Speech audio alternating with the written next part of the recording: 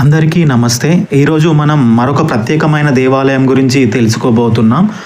అదే శ్రీ భూదేవి శ్రీదేవి సమేత ఆదినారాయణ స్వామి దేవాలయం. అయితే ఎప్పటినుంచో ఒక సామెత అయితే ఉందండి. కంచికి వెళ్ళకున్నా కొడకంచికి మాత్రం వెళ్ళాలని నాదిగా అంటూ ఉంటారు.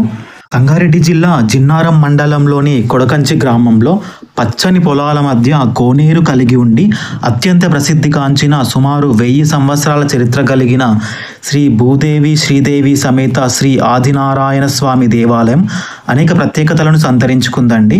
స్వామి విగ్రహాన్ని ఏర్పాటు చేసిన నాటి నుంచి నేటి వరకు స్వామివారి సన్నిధిలో కంచి తరహాలో పూజలు నిర్వహిస్తూ ఉంటారు.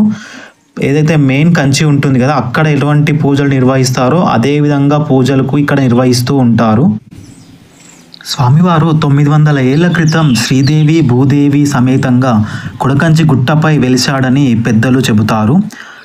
అయితే మనం ఈ యొక్క కొడకంచి యొక్క స్థల పురాణం ఇప్పుడు తెలుసుకుందాం. విష్ణు సహస్రనామంలో భీష్మాచార్యులు తెలిపిన ప్రకారం ధర్మాన్ని అనుసరించి జీవులను ఉద్ధరించడానికి మహావిష్ణువు ఎత్తిన అవతారమే ఆదినారాయణ స్వామి అవతారం. అయితే 1000 సంవత్సరాల క్రితం అల్లాని వంశస్థుడైన రామోజీరావుకు స్వామివారు కలలోకి వచ్చి చెబుతారు, నేను ఇట్లా అటవీ ప్రాంతంలో తన విగ్రహం ఉందని తీసుకువచ్చి పూజలు నిర్వహించాలని ఆదేశిస్తారు. అయితే రామోజీరావు గారు ఈ విషయాన్ని కుటుంబ సభ్యులకు గ్రామ పెద్దలకు తెలియజేస్తారు. అందరూ కలిసి స్వామివారి విగ్రహం కోసం అటవీ ప్రాంతంలో వెతుకుతారు. అయినా ఫలితం లేకుండా పోతుంది. ఎందుకంటే విగ్రహం దొరకదనమాట. మరోసారి స్వామివారు కలలోకి వచ్చి తెల్లవారేలోపు మీ ఇంటి ముందు గరుడ పక్షి ఉంటుందని, ఆ పక్షే వారికి తానున్న స్థానానికి తీసుకువెళ్తుందని, ఆ విగ్రహాన్ని చూపిస్తుందని కలలో తెలియజేస్తారు. మరుసటి రోజే కలలో వచ్చినట్టుగానే గరుడ పక్షి వారి ఇంటి ముందు ఉంటుంది. అదేవిధంగా గరుడ పక్షి ఆ అటవీ ప్రాంతానికి తీసుకువెళ్ళి స్వామివారి విగ్రహానికి చూపిస్తుంది. ఆ విగ్రహాన్ని కొడకంచిలోని గుట్టపై ప్రతిష్ఠించారు. అప్పటి నుంచి కంచి తరహాలో ఇక్కడ పూజలు నిర్వహిస్తూ ఉన్నారు. అంతేకాదు ఇక్కడ బంగారు వెండి బలులు కూడా ఉన్నాయి.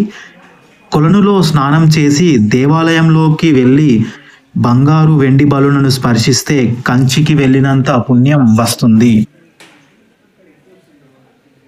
కంచి తర్వాత ఇక్కడే బంగారు వెండి బలులు ఉండటంతో కడకంచిగా అప్పట్లో ఈ గ్రామం విరాజిల్లింది. కడకంచి కాస్త కొడకంచిగా మారిందన్నమాట. అయితే ఈ ఆలయాన్ని ఏకశిలా నిర్మాణం చేశారు. శ్రీదేవి భూదేవి సమేత ఆదినారాయణమూర్తి విగ్రహాలకు ఆగమశాస్త్ర ప్రకారం పూజలు జరిపించి ప్రతిష్ఠించారు. 4 స్తంభాల రాజగోపురం గల వైభవానికి ప్రభావానికి ప్రతీకగా నిలుస్తాయి. ఆలయ ప్రాంగణం చాలా శోభాయమానంగా అపురూప శిల్పకళా సమన్వితంగా విరాజిల్లుతుంది. విశాలమైన ముఖమండపం ఈ దేవాలయంలో ప్రత్యేక ఆకర్షణ. ఏకశిలామూర్తిగా నిర్మించబడిన గర్భగుడి ప్రక్కనే లక్ష్మీదేవి ఆలయం, మరోపక్క గోదాదేవి ఆలయాలు ఉన్నాయి. గర్భగుడికి ఎదురుగా నల్ల రాతితో నిర్మించిన ద్వాదశాలలు సన్నిధిని ఏర్పాటు చేశారు. దేవాలయంలో ఉన్న మేడి వృక్షం కింద శివాలయాన్ని కూడా నిర్మించారు. కోనేరు ప్రాకార మండపం మరోపక్క యజ్ఞాదియాజ పూజలు చేసం నిర్మించబడిన ప్రత్యేక నిర్మాణాలు ఈ ఆలయంలో దర్శనమిస్తాయి. వైష్ణవ ఆలయంగా ప్రాచుర్యంలోకి వచ్చిన ఈ కొడకంచిలో బంగారు వెండి బలులను స్పర్శిస్తే దోషాలన్నీ పోయి మంచి కలుగుతుంది. ప్రతి సంవత్సరం మాఘమాసంలో మాఘశుద్ధ విద్య నుండి ఏకాదశి వరకు కొడకంచి దేవాలయంలో బ్రహ్మోత్సవాలు అనేవి నిర్వహిస్తారు. దేవాలయంలో ఉన్న మేడి వృక్షం కింద శివాలయాన్ని కూడా నిర్మించారు.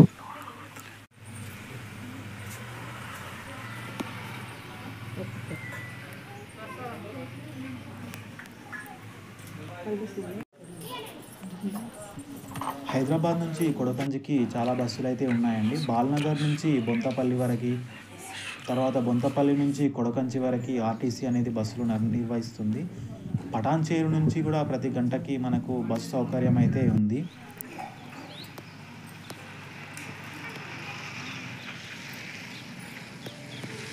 వచ్చే వారం మరొక ప్రత్యేకమైన దేవాలయం గురించి తెలుసుకుందాం.